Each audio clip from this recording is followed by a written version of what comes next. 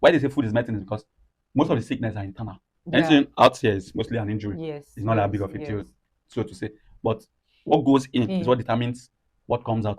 True. What goes in is what determines how healthy or unhealthy you look True. or you feel, right? Because if you eat the right kind of food, your body self will Almost live. every Nigerian grew up believing one health myth or the other. We want to shed more light on health lies we grew up believing. And I'm having an amiable guest today. He's a fitness coach with a medical degree and some years of experience. He's going to be joining me to shed more light on health as related to fitness. So I welcome you officially to ATFIT Talks podcast, where we talk all about fitness and its truth, while demystifying the myth that are giving us wrong results on our fitness journey. So join me as I welcome Coach Victor. Thank you very much. Okay. ATFIT. Let's say ATFIT or Wendy. Anyone. You can say Alright. ATFIT or say Wendy. You know Alright, me. thank you know you. me as Wendy. Okay. Yeah, Coach Wendy. That's how Alright. I'm known. But for the ATFIT podcast, I'm Ajay Tiana, the host of the Ajay Tiana. Ajay Tiana. Yes. Alright. As the host, yeah. Okay. Thank you very much for coming. I know you had a very busy schedule, and out of your busy schedule, you made out time to come. It means a lot, and I appreciate it a lot. We at Fit Tribe, we appreciate it a lot. Thanks for coming. Thank you for having me. Okay. So one thing I want you to tell anyone listening now is, what should they be expecting? What life-changing tips should they be expecting to take home from this conversation today? It's not necessarily life-changing, but it's something that could just make your fitness journey better. Okay. And there's a difference between doing an exercise and doing an effective exercise. So I think that might be one of the things, when you talk about certain things and you're able to shed light on what is true and what is not, it can help further, laser down on what's necessary and what isn't. Thank you very much. You heard what you said. Doing an exercise and doing an effective exercise. Thank you. I'm taking that with me as well. Like I said earlier in the introduction, you have a medical degree and you practiced for some years. And I know very well because I met you as a fitness person. We met at a fitness orientation, and that was what drew me to you. Your expertise in explaining the human anatomy as related to fitness. So I want to understand what made you, decide I want to really do the fitness aspect. I want to face it rather than continue pursuing your medical profession. Is that answer? The answer to that is quite obvious. But other than, that answer, I think it's more, I feel there's more impact here, right? People don't have to fall sick for them to need a doctor. And then if you're, I think fitness is more a preventive measure in terms of health. Yeah. It's more preventive than, and of course, people do get injured in the gym anyways if you don't do it the right way. Yeah, but fitness is more a preventive measure. It's a preventive form of medicine, so to say, right? So it's something that if you do right and you do well, you might not even need a doctor. Yeah, so I think generally trying to help as many people as I can with the little knowledge I do have in this world. Isn't that why we're all here? Yes, I like that because personally for me, I like to practice preventive healthcare. I don't like to fall sick before I do what's right because most of the time it's more expensive. Exactly. It's more, aside from the financial aspect, the time it takes you away from the things you love doing, your job, you get to being confined maybe in a hospital or being tied down taking medications and all of that. So that's very on point. So was there a moment where there was something that you've actually believed or how am I going to put it, that you've actually understood in medicine and there was a point where you had to change that belief? Has it ever happened? I'm not sure I get your question. Are you saying, is there a medical belief I had? Yes. Or learned? Yes. And then as I got into fitness? Yes. As related to fitness or generally? Generally, okay. Fitness, health. And that I had to change or that helped me change? Not that you had to change. You just had that knowing that, okay, probably, I don't know, probably there was a contradiction in what you believed before, and then there was something you now see that makes you believe otherwise. Okay, that is related to health and fitness. Yes. Was there one?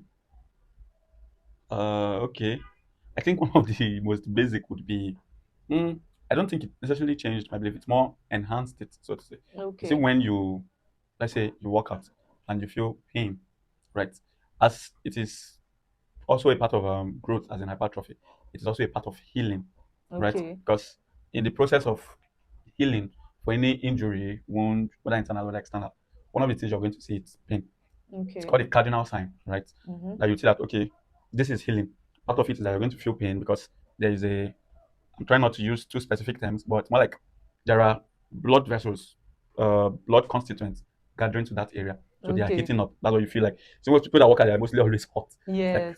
so if you look at it from a point of inflammation, in terms of pain, there's recruitment of antibodies and all that are coming to that area that has been put under stress. That's either broken down, so to say. The repair process. When you feel, especially even for your fever that you usually have in terms of sickness, it's actually a healing process your body is trying to generate. The antibodies in your body are Okay. trying to To heal fight, you. yeah. So they are raising your body temperature.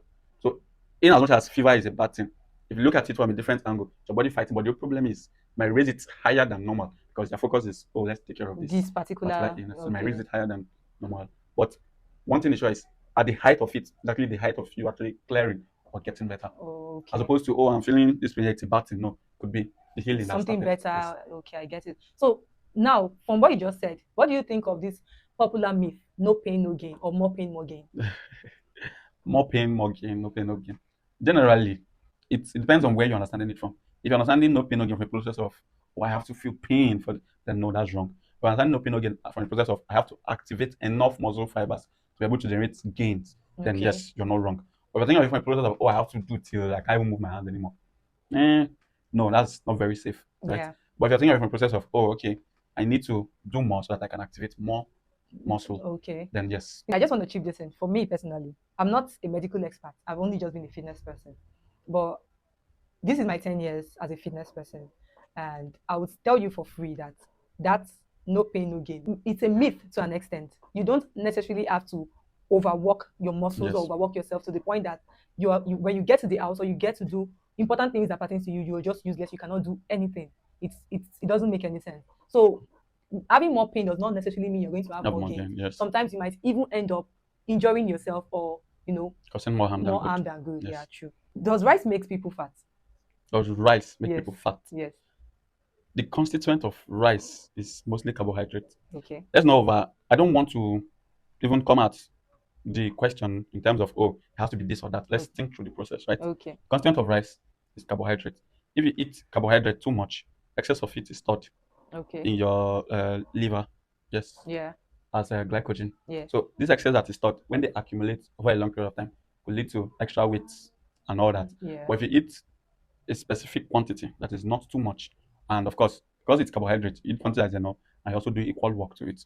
There's Then you there's balance balance. it. Okay. So the problem now is when you say rice is bad, or when we say rice is bad, it could be in terms of how much calories is contained in it, as opposed to how much calories do you actually use up Yeah. in your day-to-day So activities.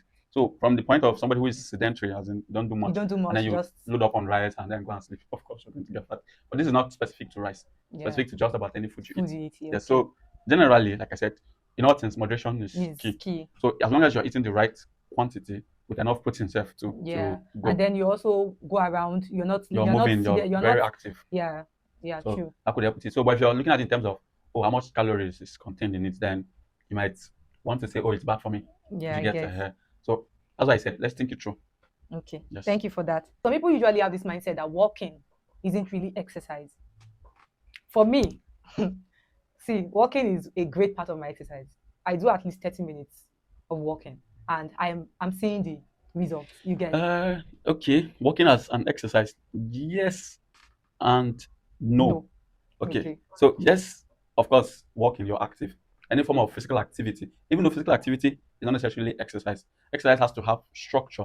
For example, now the farmers in your village, your grandpa that goes to farm, treks to the farm every day, walks, but they're exercising. So do you understand what I mean? Okay. This is see, I want you to break this down Okay. because to me personally, I believe they're exercising. No, what I'm saying is just listen to my thought process. Like I Okay. said, I don't want to be all, I'm a professional, so I should just say this. Okay. Let's think it through, Okay, right? let's break it down. So we have your father or grandfather in the village Okay. that goes to the farm every day. He They walks walk to the farm, right? Yeah. Does this mean they are exercising? No. But does it mean they are active, like physical exercise? They're Yes. active. Will they be fat? Probably not. Not. Okay. Do you understand? So when you're saying is walking for you, walking is an exercise because just like you said, something specific. You said I walk 30 to 40 minutes. Structure, right? This man is suffering. Depends on how you want to at look some at point, it. he might be Like, tired do you of understand? walking, but Exactly. he just has to He keep just going. has to keep going. So there really isn't. Why is he walking? Is he walking as a form of, I need to exercise, let me move? Is he walking as a form of job? People in their jobs walk around their offices. Some people, depending on what you do, you can do like 2, 3, 5K while you're walking around your office. But are you exercising? That's one way to look at it, right? Another way is just like you said, I am going walking in terms of, I want to exercise this, so I'll go for a walk. Okay, I and all get you. that. So not to cut you, you're still going to continue what you're saying. So are you saying that there is a mind connection Uh, to that? more, yes, mind, sure, because of what we hope exercise benefits us in terms of the Okay. hormones released and all that. There's that part of it, but I'm looking more towards structure in terms of what is, even if I want to make walking my exercise, Okay. I have to structure it. I don't call walking to walk. If I have a car and choose to walk, it's because, oh, I'm trying to sweat. Okay. But okay, let me feel a particular when I get to the office. Maybe if I get to the office, I have my bath. If you have a bathroom in my office, change and all that into my work clothes. Okay. I'm doing this walking as an exercise. It's my structure for the day, Okay. right? So if you look at it from a form of structure, then yes, it's an exercise. But looking at it from a form of there's something I have to do. In fact, given how our body works, at some point, if you're somebody that constantly walks in terms of going to office, going to here, your body doesn't even see walking as exercise anymore. Okay. Doesn't even see it as any form of Begin to stress see or it change. You as see it as normal. okay. Like you're not generating any form of growth. Okay. So now, because I'm also trying to learn. So to break it down, you're trying to say that whatever my mind begins to consider as stress is no longer an exercise. No, and again, yes. What I'm saying this is, like I said, let's think it through, right? Okay. I used the example of your grandfather going to the farm arts of back then. They are physically active, Okay. but they are not exercising, right? Okay, maybe you should break. Maybe that's the part you should break Okay, down. so- So when you are active, that doesn't necessarily mean that you're exercising. Yes, that's So what I'm then saying. maybe you should make I and the audience understand Okay. what exercising actually is. Okay, so if Because honestly, I think I've been mixing it up. okay, Yeah. so let me put it like this to actually make it a bit simple. Okay. You can say all exercises, sorry, all physical activity can be a form of exercise. Okay. But not all exercises are physical activity, are a form of physical activity. Or not all physical activity are a form of exercise. I don't know if that makes sense, but generally the idea is, like I said before, structure is a key part of exercising in terms of what I want to achieve with this and how far I'm willing to go with it. So if I am stressing, like I have to walk to school, of course, given that you walk, by default, your body is going to look lean, and you're going to look lean. You're probably not going to be fat. You have some muscle definition. No, that doesn't mean you're fit to start with, because the goal of exercise is to make you fit, and fitness encompasses a lot of different areas, not just one. Do you understand? Yeah, so if you say, "Oh, I'm walking, so I am fit," that may not be true, right? But oh, I am walking, so I exercise, or it's a form of physical activity. True, right? So in the end, it's just about why are you doing this and what is the structure around it. I do this because you cannot help it. Oh, I have to walk to work. Okay. As I walk, they go.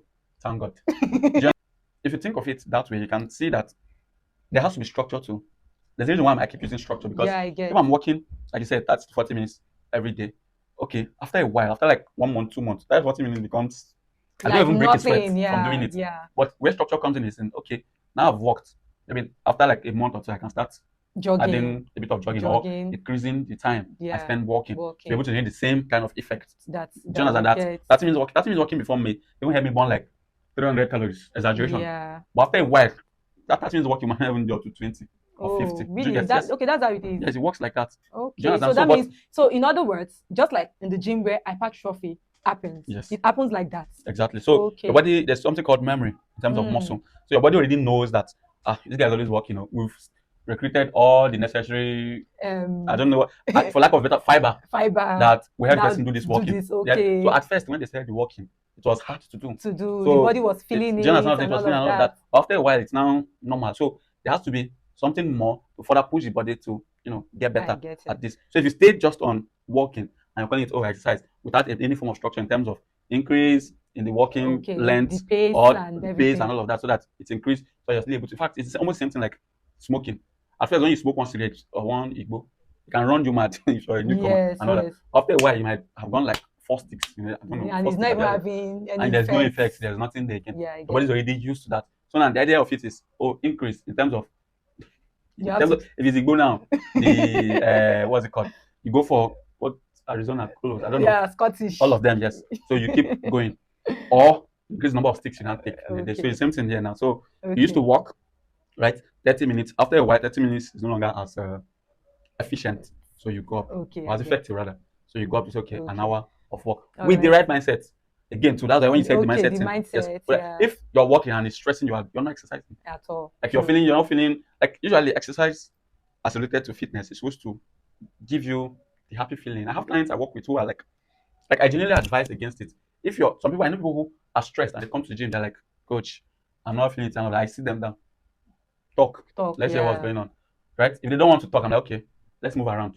You don't have to come and use that. And Or if somebody I know that, train. if somebody I know that actually lost strength and I know the strength I'll bring out of it, I go. Okay. I mean, either do a new PR, something to just make them feel like that. So you see them happy, laughing, they're feeling it and all of that. But when exercise becomes a chore, like when you're thinking about exercise, you're stressed. It defeats the purpose of it, right? So it's the same thing. Okay, so you made mention of that you look lean does not mean that you're fit. Thank you for that. So taking it from there, I want you to explain what you think of people who look bulky, like big, muscular, who look fit. When you see them, you can just say that this person is into fitness or this person works out. Does that make the person automatically healthy? No. Okay. Yes, no. If for anything, being too big is bad for you. Okay. If you're looking at it from that context, yes. So being too big is bad for you because there's moderation. That's the first aspect you can look at. Moderation. Other than moderation, even the functionality of size, right? So when we say fitness, we're looking at a more generalized term, right? That encompasses a lot of things. So what size in terms of hypertrophy will do for you would be muscular strength, most likely. That is, if you train to that level, not people who maybe use drugs and all. But if you're actually properly trained, big muscles equal to a large extent bigger strength. Yes, but that's just one form. Do you understand? It's like saying for somebody to be called fit, there are criteria that has to be met. That encompasses, that is very holistic. So having a part of it does not necessarily mean person is fit. And there's also aesthetics. That's why a person looks aesthetically pleasing.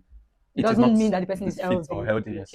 So what about people who are skinny? Now you just explained for people who are bulky and it's so pronounced. What about people who are actually skinny? Does that mean that they are healthy? No, it doesn't mean they're healthy. Health on itself is a different topic from being fit. Like I mentioned earlier, fitness is more a preventive form of health, right? Fitness is in terms of, it encompasses your muscular endurance, muscular strength, cardiovascular endurance, flexibility to an extent. If I'm missing any, but like those four are the core. Do you understand? So there's muscular endurance and there's muscular strength. Yes. And then there's now cardiovascular endurance and there's now flexibility in terms of mobility, movement. So if you're strong, but your movement is very restricted, you're not that fit, because longevity even requires that you're flexible. The muscles are not tensed up. They're not tight. By definition, big muscles means tighter body.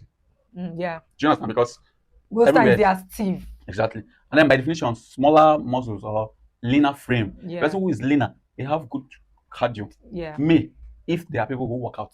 And also do their everything in moderation. Exactly. So if you think about it, right, people who are leaner may appear as though they are fit because if you run, you can move and all that.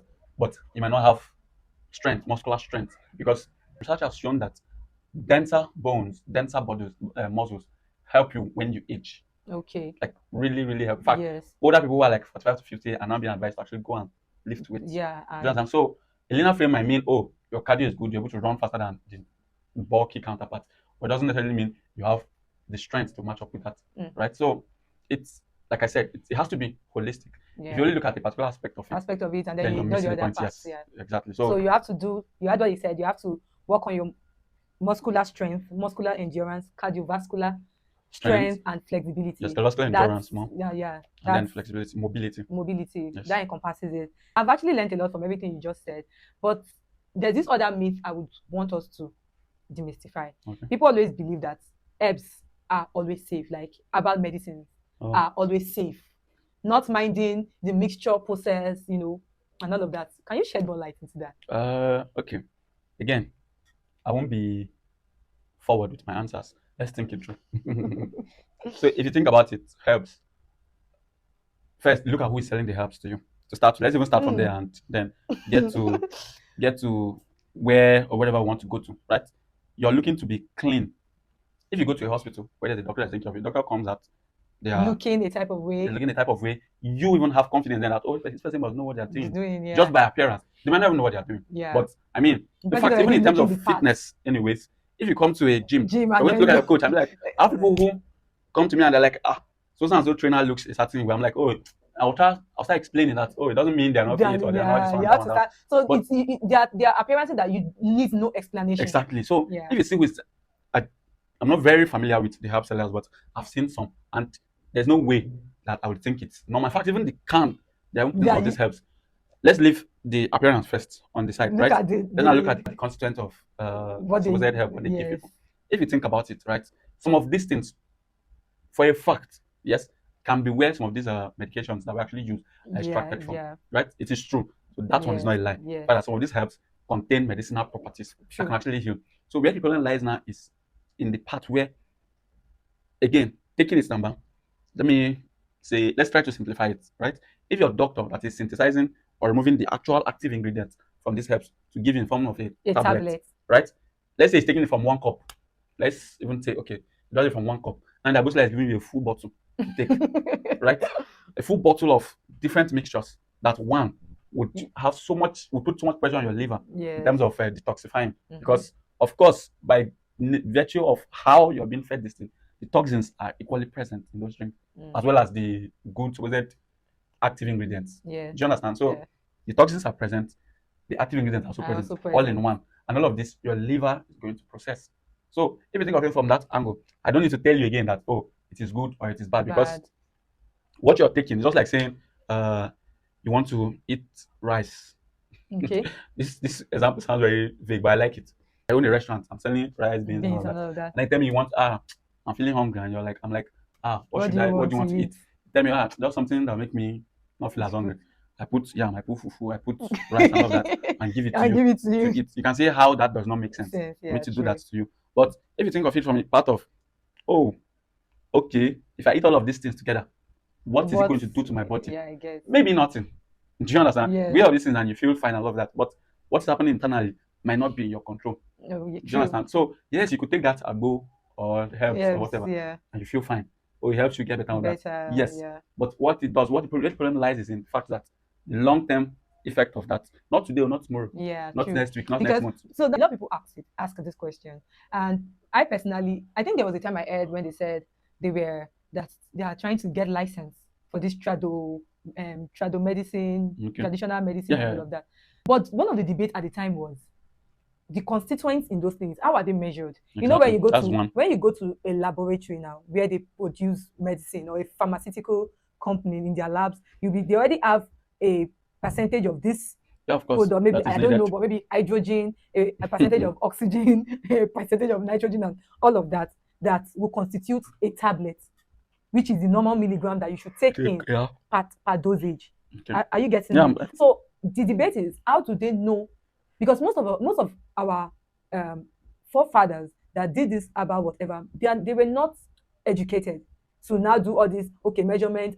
Personally, because I grew up on the mainland, so I've actually seen when somebody is doing this abo, and they just bring bring leaf, bring this one, they just put everything inside the pot and boil it. No particular measurement to say, okay, this lime should be proportional to this particular herb, or you understand. So for me personally, I'm not against traditional medicine, but I think if you're going to do that, you should do that with an expert. That's one way to look at it, because in all this, like we mentioned moderation and all that. So agbo or herb, right, by nature, by definition, is good. If we're looking at, are herbs good for you? Yes. But how do you know what quantity of herbs to take? Yeah. That's one thing. How much mixture is inside what you're taking?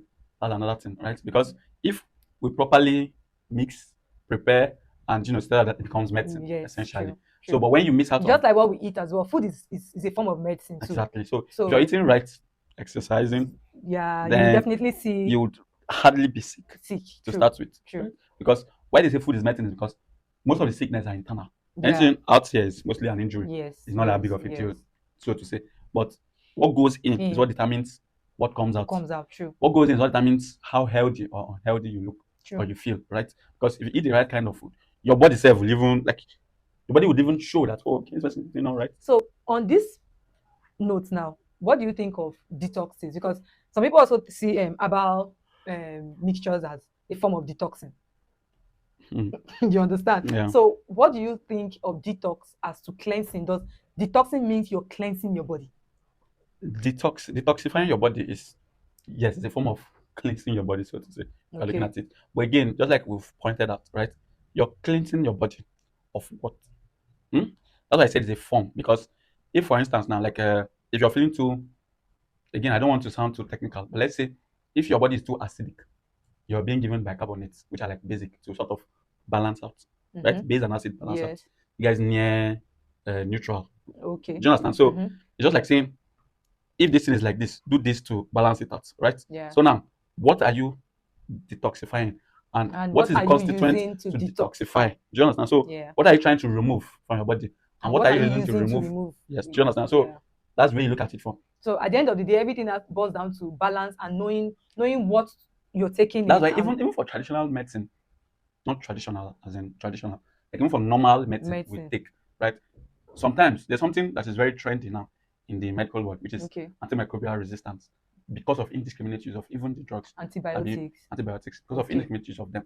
We now have things like antimicrobial resistance, like it is a big deal issue right now. Like there are spectrums of drugs or levels of drugs that should come in or should be used. Like I'm trying to explain it as simply as I can. There are certain drugs that should only be used when you have a particular form of bacteria or illness, right? Which are like, they are strong.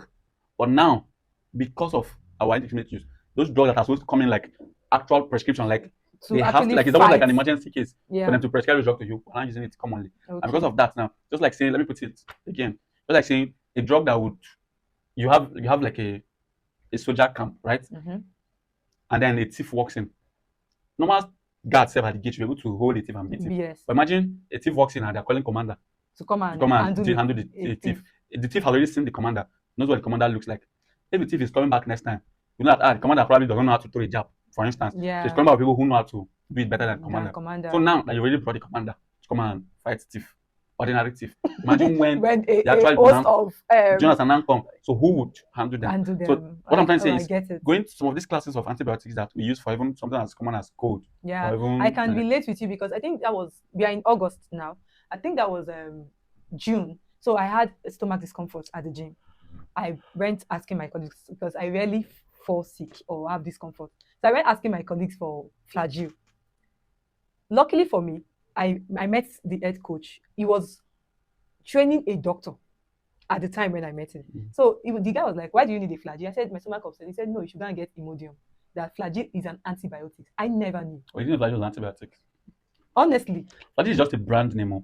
I didn't know it was. So it was like, you don't take antibiotics for just like what you're explaining now, that you are going to call I don't know how you extend the content. You're going to call the commander for a meth thief. Get so that was, and that moment I was like, so that means I've been doing things wrongly. We all growing up. That's see, that's what I say. I hope you guys are learning from this because honestly, that's the reason why I was like, we need to have this conversation on health lies that we grew up believing. Because trust me, what these other antibiotics that is it amoxicillin? No, not amoxicillin. There's this one, ampiclox. Oh. So that's also an antibiotic, right? I know very well that I do take that. That's ampicillin and clavulin. Okay, together in one component, right? So I know very well that I do take those things. So growing up, there were so many things. I know that a lot of people have so many things that they believed. Oh, once this one do you, is it the rumbling stomach? They just go and take tetracycline. Exactly. The fact that you took it, maybe a doctor prescribed it, you don't know what they actually detected to make them prescribe that particular medication. Sometimes too, to you. To be honest, sometimes too, I blame the doctors. Why I blame doctors is, if you, for instance now, when you travel out, right, I have an illness, they could just place you on, again, try not to be too technical, they could just place you on certain drugs. Can you use the technical word? Maybe. I don't want to use technical word. No, why? Just understand it this way, that when you go to a hospital outside, right, they'll just keep you under intensive care. They are watching you and observing while running tests on you. Like tranquilizers or something? No, not necessarily tranquilizers. Depends on what's doing you. Tranquilizers only come in when you're being hypnotic or something. And then they try to calm you down. Like normal illness, they could even use something as simple as sugar to just help you regain strength. Just like dextrose. Just give you, so your energy just comes back. But they're not treating anything yet because they don't know what's wrong. Well, yeah. Do you understand? Yeah. This is our malaria drugs we abuse here. A senior doctor in the hospital abroad has to sign before they take it. They have to bring it in through a helicopter. There was a doctor that shared the story that he was sick in the UK. Ordinary malaria that he had. They just kept him on fluid. They were just giving him fluid while they were observing him. Like, you just notice that somebody will come and look at him and go back, not saying observe him to see if there were any other thing, because they've not handled malaria before. So when they finally found out that, oh, it's malaria, for them to get the drug, they had to send for it from their FDA, blah blah blah, and all that. So like, it has to come from higher authorities for them to get that drug. Do you get? So even most of these drugs we abuse here, you can't see that happening. Why? Because at the time you're sick, except it's an emergency case, which requires, like you said, tranquilizers and all, and they'll just sedate you first to and keep you calm. to keep you calm, and then run tests to actually know what is wrong. So sometimes what it do is just keep you relaxed. You can even be on sugar, as in dextrose or electrolytes, just to boost your energy, to replace, to give some more replenishment. Why they are checking to see? Because funny thing is, there are different facts. Bacteria are considered to be ubiquitous, like they are everywhere. Yes. Right? They're considered to be everywhere. Top of this, your skin, as you are here, everything. Bacteria are everywhere. So, and most of them have similar signs, but most of them do not or cannot be treated with the same drugs. Do you get where I'm coming from? Yeah, I get. So, if you look at it from that angle, and then malaria, of course, we know it's plasmodium that causes malaria, right? But the thing with malaria, especially as related to us here, is that by default, you have that malaria parasite in you. So most of the times, the malaria, by default. Why do we have malaria parasite? Because it's everywhere. It's we're living in that. It's endemic. Something called endemic. Like you can find it here all the time. At any point in time when they take your blood sample, so that's why most of the times when your doctors and all that say they are rented and say, "Oh, you have malaria," and start giving you drugs, it is wrong. Sometimes it is the quantity of malaria or how it is tipping the scale that leads to required. But if it's about seeing malaria, you're almost likely going to see malaria. So the problem here is now that you say this, I'm taking this into serious. So the problem with it is sometimes this usually comes with other forms of illnesses, right? Yes, malaria might now be more pronounced because something else has probably dropped your immune system or is causing problems somewhere. So malaria then wait they don't come out because now the antibodies that are supposed to, or the soldiers that are supposed to be helping now have more work to do. So malaria now tips in. So if you only go and treat malaria and it goes back, the actual problem is still there. Yeah, true. Because I remember there was one time I treated malaria like this month, and then 2 months after I'm like, no. You guess when I went to run other tests, then you found out that there were other underlying issues. So that's the problem, right? So sometimes the doctor will test it because they want to make money, just start prescribing. Honestly, you see that money part. Without an actual, may God really help us in this country. Even we yourself, generally, even whether you feel healthy or not, it is actually very important that you go for medical checkups regularly. Your heart rate, your blood pressure, blood sugar, all of that. Even certain, so to say, what do I call them now? Vitamins and minerals that you need in your body. They may not be available in the quantity they need to be. You have to test for it and supplement. Because given our food, especially here in Nigeria, the food kind of food we eat, we have very limited number of food. So certain vitamins and minerals that we're supposed to take in from food, we cannot get just by eating. So sometimes supplement in terms of taking them whole, like the magnesium, magnesium glycinate, very popular, vitamin D, yes, to mention but a few. These things sometimes might require that you take them in because the food you eat, once our food rice, Gary based. Yes, our food is not enough to exactly. So sometimes you have to actually properly and do tests to see how much of this you actually need that is not present, or the unit of it, what is in your body and how much extra you need. So you might get supplements that you take that helps balance it out. All of these are like things. In fact, you could even be suffering from it. Could be feeling tired and all, and it could be that you're lacking cobalamin, but you go and doctor will give you a malaria medicine. What's cobalamin? Sorry. Cobalamin is a form of vitamin B. B12. Okay. B12 is called There's them folic. Like there are lots of them. But I just give that as an instance because it's relatively common. Because when you start feeling tired and all of that, exactly unnecessarily, it could be that you're deficient in that vitamin B12. B12. Just like saying your skin is getting too rough, too scurvy. Vitamin C. Yeah. Just like but you might be feeling it now and then it comes with maybe fever or one thing. Yeah, then you're really thinking malaria. Something. You can't take malaria medicine or start over exaggerating what the actual problem is. So sometimes it's best that you follow the due process, but that's what we don't have to do because we're all hungry. Sometimes I don't blame doctors; I just go straight to prescribe it because I need to stop. So because you want to eat now, I should just be spending money to treat what I'm not supposed to be. But generally, even pharmaceutical companies, this is a conspiracy theory, anyways. Pharmaceutical companies actually want you to be sick if you think about it. Yes, because that's how they make money. Exactly. They're like outside of tech, pharmaceutical companies should be like the biggest after tech. Yes. If not bigger than tech, actually. No, they are not, because we have lots of tech companies that are very outstanding. Yeah. And again, pharmaceuticals cannot necessarily tell you how much profit they make because that would mean, how many people are falling sick. Yeah. And some, again, conspiracy theory, but some medicine they give you, they just need to prepare for another medicine later in the future. Yes. Some antibiotics you take, some anti-inflammatory drugs that you take, it's preparing for kidney damage in the next 15, 20 years. So they're really doing those drugs to keep for you. So that's when you come, you have something to... So you always need them. So, but waiting that they do, is it good? What you guys are doing, is it good? Like I said, if you take about it from aspect of good or bad, then that's the wrong way to take about it because we live in a society where good has become relative, right?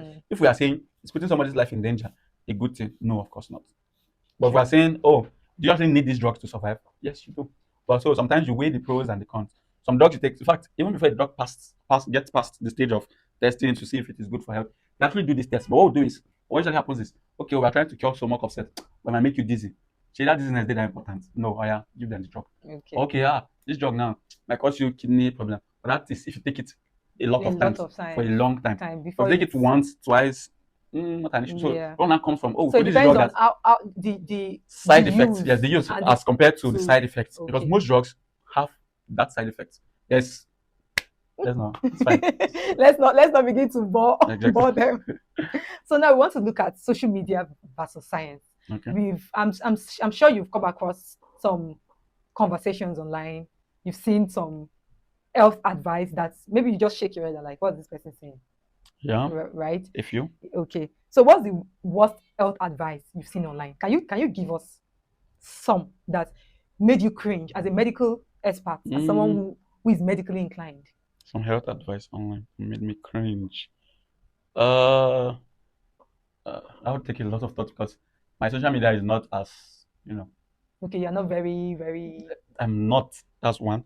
Another thing is even when I am, guys, I'm limited to kind of content I see content. Okay, because you follow a I'm few, less so interested in certain things. So once I see, I can even just you keep not just take a interested and all that. scroll. Yes. So, Yeah. okay, I think one that I would say is very common would be as is related to maybe say, okay, so I recently had an argument, not an argument, but more like it's because a friend posted something like that, something about running and walking, and that's how they relate to fat loss, right? Yeah, just So like that. When I was asking, when you sweat, does that automatically that mean would you that? talk about that? I think I asked you. Okay, so maybe let's talk about that as relating to this question you asked Okay. me. So sweating, right, is just loss of water. Okay, it It's does not basically necessarily mean that you are losing fat. no, technically actually we lose fat by breathing. Okay. That's actually how you lose fat. Okay, by breathing. Like you know that that's what Okay. loses fat. Oh. That's how fat leaves your body because your body, certain areas of your cell, in fact, even the entrance to your cells are made up of what we call phospholipid. Phospholipid is basically like a form of fat.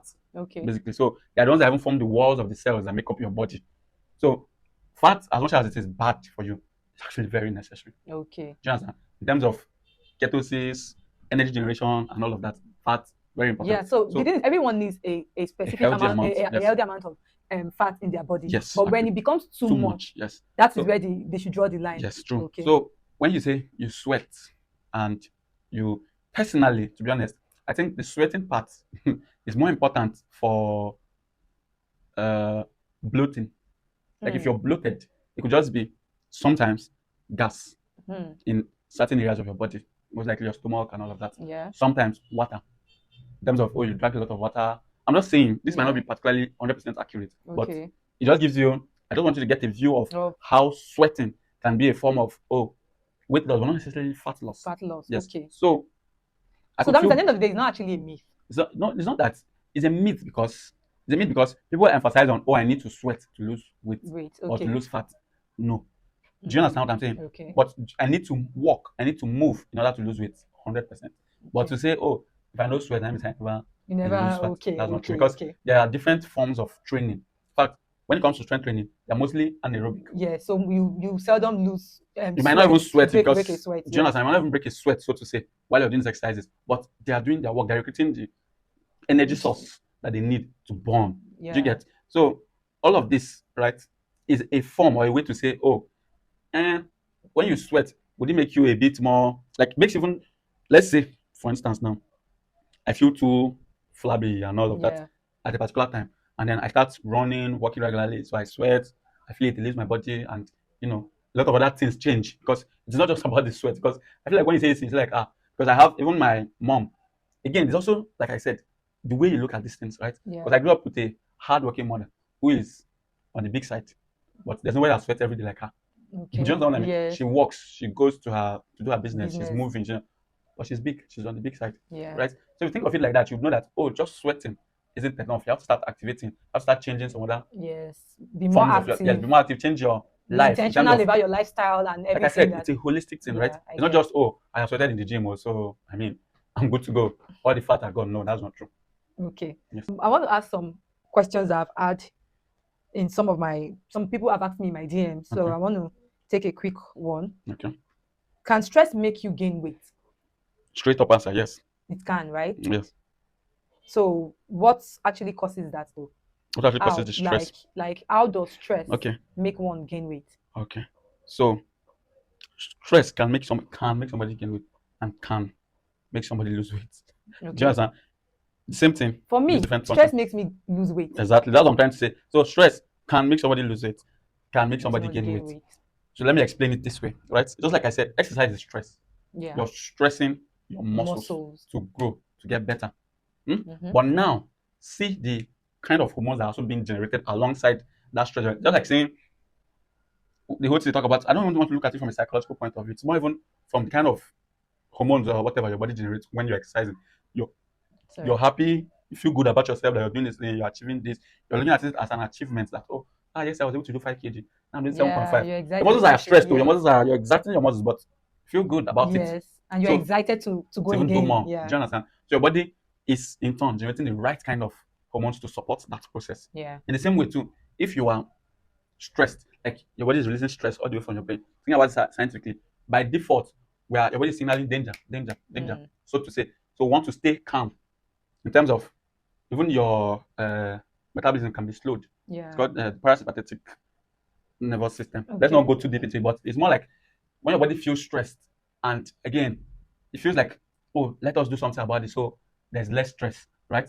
So what's going on? This person's heart rate is up, for instance. Yeah. And let's bring it down. Start Okay. recruiting. This one, that one. They start dropping because other areas that require your blood will be slowed down. So that everything will be Okay. focused more on. For instance, your vital organs are your heart, your brain, and I think kidney. Yes, Liver. not liver, no, not liver, Okay. Okay. but kidney. I think your heart, brain, and kidney. I can't remember exactly, but I know heart and brain are there. So sometimes when your body is in deficit, so to say, your body blocks out this other side, and most of the blood goes to your brain and Okay. heart. That's like Okay. your body's form of emergency response to a Okay. drop. You get other parts are like there's blood flow is reduced to other parts of the body, and most of it goes to the heart and the brain. Because as long as those ones are functioning, you're still good. But once those two stop, there's Mm. no. So what I'm saying is, under a stressful condition, when you're stressed, you can generate the bad kind of hormones. And this bad kind of hormones will cause your body to react to it. It's just like saying Okay. people are sad generally look gloomy. Do you understand? People who are usually sad about, people who complain a lot, people who have a negative approach to life. You can tell even by their skin that Okay. person is not healthy or Yeah. something. But Yeah. people who are happier, people who It's have a always better you have a way of just you your can body. tell. This goes down. I don't want to separate it or keep it just at the psychological part of it. I'm talking about even your body Would reacts to it yeah. that way too. Like your body can tell that, oh, okay, this person feels happy. Well, let's be happy. Let's generate other dopamine and the rest of them that causes person to be happy. So when they are doing this thing, that should be a stress. Just like when they tell you like let's work, we play, and not the other way around. Do you Yeah. understand? So that once your work is play, you won't feel like you're even working Mm. because you're coming here, you're happy to do it. Your body is even in tune with it. Everything is going as well as it should. But when it becomes stress now, you're not happy to do that. You're thinking you're not going to say, it defeats the Yeah, purpose. I And you go get there, and in turn too, your body's also following you because whatever you feed it is what it brings out. brings Because yes your body's feeling like, I'm about to be stressed again. It starts to find ways to to either give you excuses not to go to the gym or not to do that thing you need to do. yeah. Like your body can ask if, So do you think this also has a role to play when it comes to motivation? yes, of course. Mm. If you think of exercising or working out or fitness as something more, I know if you do, you will not. It's one of my favorite quotes by I think it's Plato or Hippocrates. I can't remember. But I said, if you think you can, and if you think you cannot, you are right. Mm. Do you understand? So it is all up to you. If you Yes. think this thing is stress, it becomes stress. If you think this thing Okay. is a good thing I need to do, it becomes a good Becomes thing the you good need to thing you do, need and to you do do. it. So it just depends on how. But again, what I'm trying not to make it look too psychological in terms of, oh, it has to be a mindset. Yes, it is, but I'm saying even your body by definition reacts Yes, physically physically to to how you feel about a particular thing you're doing. yeah. Yes. So aside from body idiosyncrasy, where some people react differently to certain things, generally stress on your body could lead to, oh, I'm stressed. You'd be stress eating. Mm. You'd gain weight. Oh, I'm stressed. You'll be having So certain bad habits that you don't usually have got before. mm. Because like I said, your body is trying to help you deal with that stress. So for Stress. some people, they Okay. go on eating. Binge Some people they start binge eating. watching movies or just stay Yeah. at a spot or just feeling sad and all of that. So for me, I usually think this what you said now, I used to see it as some traits of depression. Depression is a depressed person can actually appear happy. So that's why I Okay. can't say it's a trait because there is no known okay, there are traits that says, oh, this person is sad and all that, Okay. but it's not as visible as we would like to, as the modern world would like to make it To seem. make it seem. Yes, it's not that visible. It's not that people like I know people who own millions and all, but are diagnosed with depression, right? Depression is actually a full-on diagnosis. It's not just, oh, I'm sad Okay. or I'm unhappy about where my life is right now. Okay, so that means we cannot put that No, I stress. don't want What to you put broke down no, in the stress at all. form, you can't put No, place both that of would them be together. to a large extent downplaying what depression actually is. Is But okay. depression is a It's lot. a lot more Like than in fact, we especially of Nigeria, for the most part, our problem is mostly we don't have money. money. Once you have money, you're outside. there's no you understand, you're outside, there's no such thing as depression. Yeah. For the most part, what we consider as depression might just be sadness. We're just sad about the current situation of things, which if it changes, we can feel better. But people who are actually depressed can have everything in the world and it's still there's just that innate sadness. Okay. So Like allow me to digress a bit. I didn't want to talk about mental health in this conversation, but this thing just broke down. And you said something. You said in Nigeria, no, you said in this part of the world, we don't have anything that is depressing us. It's money.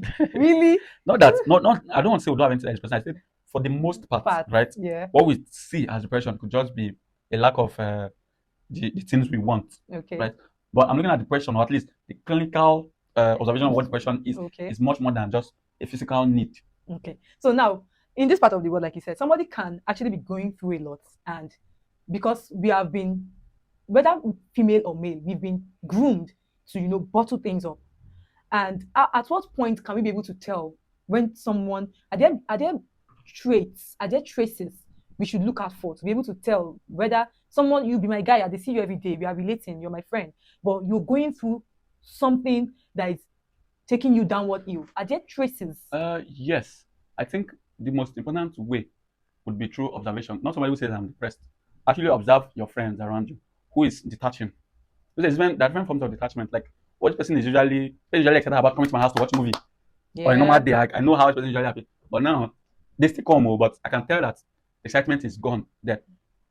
Let's also hold up a bit. It might not be depression anyways, but I'm just giving you some of the signs that if this becomes consistent and maybe you've asked, there isn't really like you can ask to find out more. But I think one of the signs that is most associated with depression is detachment. You no longer feel as much joy about anything. Those things that usually excite you are no longer as exciting. You prefer to just stay, detach yourself, be alone. And not alone in terms of like me that like to be alone. No, that's I'm actually okay being alone. It's not depression. Yeah. But I'm happy I'm just myself. Now about people who there was this guy now on Big Brother that year. If I can remember very well, everybody would be playing for just sitting on the side. That is personality. No, aside from personality.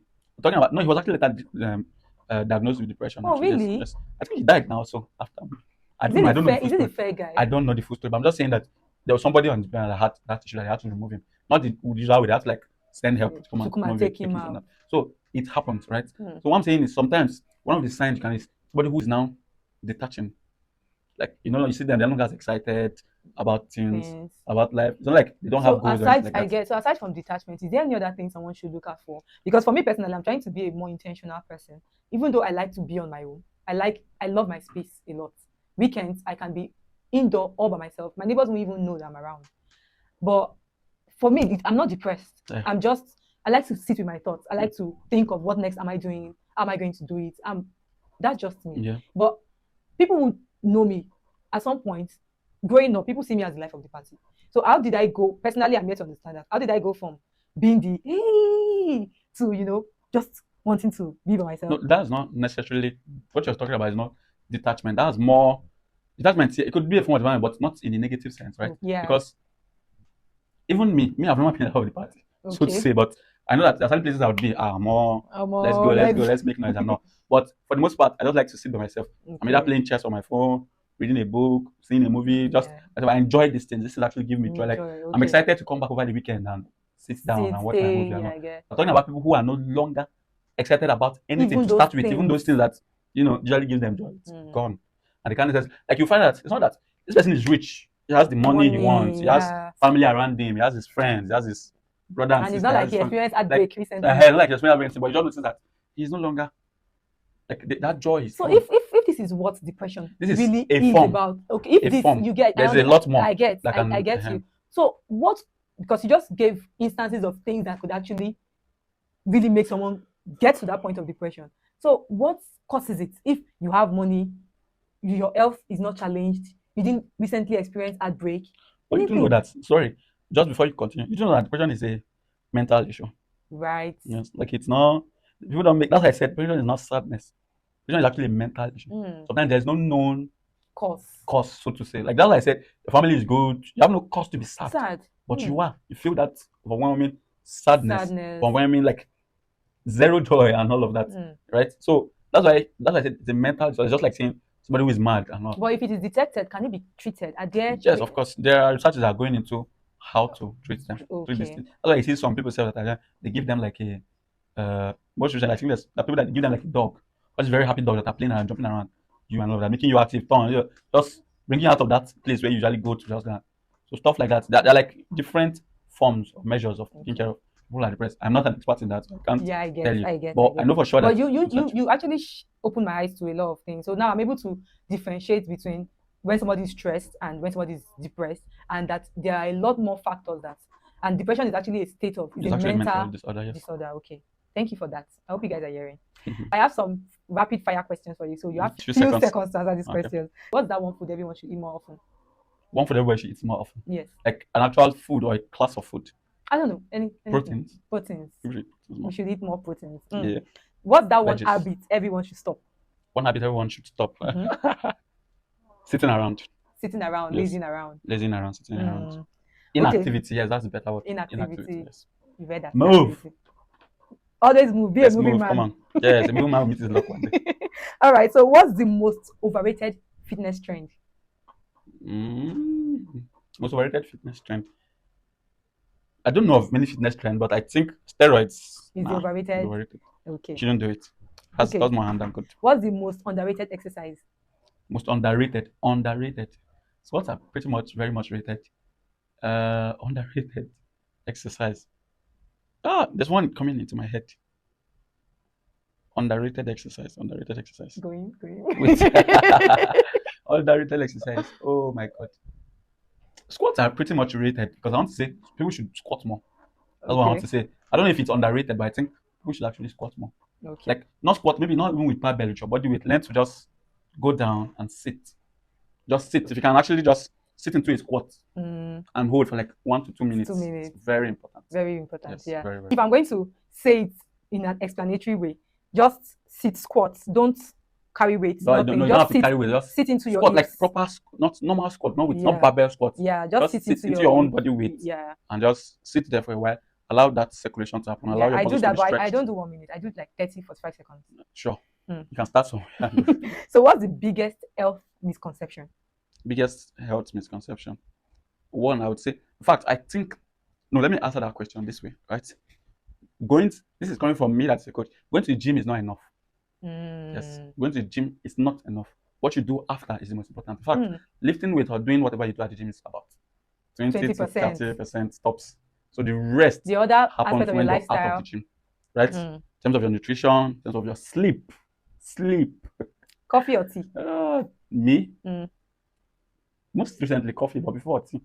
Before now tea, but most recently coffee. Yes. Okay. So morning or evening workout? Morning, please. Yeah, I do anyone. I do know, but if I would choose, I'd rather just wake up in the morning. You don't see my energy in the morning. So you've practiced medicine. Now you're a fitness coach. If you're in a fitness coach, what would you be? If I wasn't a fitness coach, what would you be? Are you asking for another profession I would like to go into? I think I like lawyers, actually. Law. Yeah, I think I would like to just I like the concept. Like when I was in Abuja. When I was in Abuja, then right, I used to do Uber. Okay. For a while, like at the time when I just had this car I was using to do, I was hustling enough. Sometimes when I drive to Abuja court, like there's this different court areas anyway, but there's one in, I don't know if anybody knows them in I've forgotten this area in Life Camp in Abuja. There's the one that I drove somebody there, and then I asked if I enter, like I just like, I'm somebody that likes having intellectual conversations, like I know you for that. Bragging back and forth. I like the idea of you going into your head, going into what picking you know, the person's brain. Like, you understand? To bring up things, concepts, and all of that. Just like it gives me goosebumps. I love it so much. Okay. That kind of thing, or lecturing too. Yes. Yeah, me, I'll pick lecturing for you. Lecturing. You are good at explaining. Yes, maybe I could do that. So, what's that one book everyone should read? One book everybody should read. There are a ton, actually. There are lots of books I think everybody should read. So, but what's that one that comes? But the truth is, if we're looking at a full, like, do you have different aspects of you? If you're saying, in terms of what are you asking, what book everybody should read? So, okay, let's say in terms of educational or discipline, something Okay, that helps you then to mastery. mastery By I think Mastery. Robert Greene. Yes. Okay, mastery. If I'm not remembering the exact author, but Mastery is the name of the book. Okay, mastery. You Yes. heard that? Mastery. Mhm. One sentence that could change someone's life. I should give them one sentence that could change their life. One sentence that could change someone's life. I could also still go with, okay, one of my favorite quotes I used to write, I wrote in my wall then, is everything is, oh God, I'm trying to remember how I framed it then, because Okay. not that I coined it, but I later learned that there is Someone that actually that said something it. like that, but Okay. then I just wrote it from my head. So I don't know if I'm trying to put it into a sentence. Okay. But generally, it's the concept of what I want to talk about is that everything just is. You are the one that gives it whatever meaning you want it to have. Yes. So if you think of it like that, whether you have an accident, God forbid, you are poor and broke, that's just what it is, right? You're the one that, okay, you don't have 1,000, you don't have 1 million. You're the one that determines, oh, not having 1 million means I'm poor, Okay. or I am broke, or I'm rich. Yeah. You are the one giving the definition, but it just is. Okay. It is just what it is. Whatever it is determined by you. So if you say, oh, not having 1 million naira does not make me poor, it will not make you poor because it's all here. So if you say not having 1 million naira makes me a poor man, then you are a poor man. Yes. So I think that's all right. Thank you, man. We've had a very, very educating episode. So I want to give you a final question. Imagine everyone watching this episode will forget everything. You know, we've talked a lot. We've touched on so many areas. What's the one truth you hope stays with them? What's that one thing you want them to take home with them? Okay. I think the one thing I want everybody to take home, everybody that's listening to me, yes, look at them, tell them, is please don't sit around. Move. Get active. I think it's the third time you're saying this. Yes, please. Get up, move. You don't have to be active. You don't have to lift weights yet. You can start with just taking long walks, going out, just do anything but sit around your phone or sit around your computer or sit around your TV for too long. Get up and move. It is very important. Your body will thank you later. Oh, thank you very much. Today's conversation reminds us that good health isn't built on trends or what you see on social media or what you see your neighbor do. Good health is about you.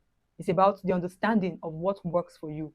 We've touched down on so many aspects, but for me, I think the one that got to me and I picked from is that aspect of, is it okay to call it abuse of medication? Yeah, of course. Yeah, misuse of medication. Like, you have stomach upsets and then I'm looking for Flagyl. For years, that's what I do. You get. So thank you very much. Thank you. Victor. Coach Victor. Thank you for your medical expertise and breaking down so many things that we don't understand. Thank you for having me. We appreciate you. ATFIT Tribe appreciates you. Thank you very much for coming on Ajetiana Fitness Talks podcast. Okay. And we hope to see you again in the nearest future. Of course. I'm always happy to have this kind of conversation. I know. These are if I want to get your attention, this is the only way, because there's no way you would have actually left your busy schedule on a Sunday to come and be here. Thank you very much. If you actually come and do all this, if you go fitness, not you. Not that I can't do it, but I don't know if that's kind of life. Yeah, I get. So I prefer to just have this kind of conversation because I think a lot of people need to know some of these things, right? Yes. It might seem like it's common knowledge because you live the life. Yeah. It's what you do. But when you go out there, you now notice that there are lots of things people tend to misunderstand because this whole fitness thing, right? Fitness is actually a growing market. Yes. A lot of people don't know. Like, take for instance, if you leave Lagos and go to another state, you can. If you grew up in the East, like I did, throughout my stay in the East, I think it was just my school that had the gym. Yeah, in my area. So I used to. You're familiar with UNEC now. Yes. So my place, if you know Green Lodge, opposite UNEC, that's my place. I have to go all the way to Agbani. Exactly. You know that Royal Palace Hotel. Yes. That's where I go to gym. And then another closest one was in Pocket. So it's not like now that almost every junction. Here in Lagos, even then, the gym is still relatively scarce. But like I was saying before, it is not just about even going to the gym. Yes, very important to go to the gym, but for a start, do not think of it as, I need to go and carry weight and have big muscles. No, the goal is not to have big muscles. The goal is to have a complete and a holistic body. Right? A body that can move, a body that can move, a body that can lift, a body that is flexible, a body that can run 1 kilometer under 8 minutes and not break a sweat. Yeah, true. That's generally the idea. So we shouldn't look at it as, just go and lift weight. And there's no better time to get your life in order than now. Yeah. See, the best time was yesterday. The next best time is now. Yeah. So just start. If you have not been taking your fitness, your health seriously, start. And let's begin to question those health thoughts we used to believe, those things that we believed growing up and we are accustomed to. Let's begin to question it, because that's the only way we can evolve and, we begin to find answers that will actually help us to be better and healthier. Yes. Thank you very much. So sorry, I just remembered my quote. Nothing has meaning other than the one we give it. Yes. Okay, that's the sentence. Thank you very much. Nothing has meaning other than the one we give it. Yes. So it's a wrap, and I hope you guys stay tuned in for the next episode. Thank you very much for coming. Thank you. Coach Victor. Thank you. Yeah. I'm happy to be here. If this episode challenged what you think, please let us know in the comments. I'll be reading and I'm readily available to answer your questions. So please like, comment, share, and click the subscribe button. Thank you very much. See you guys in the next episode. Bye.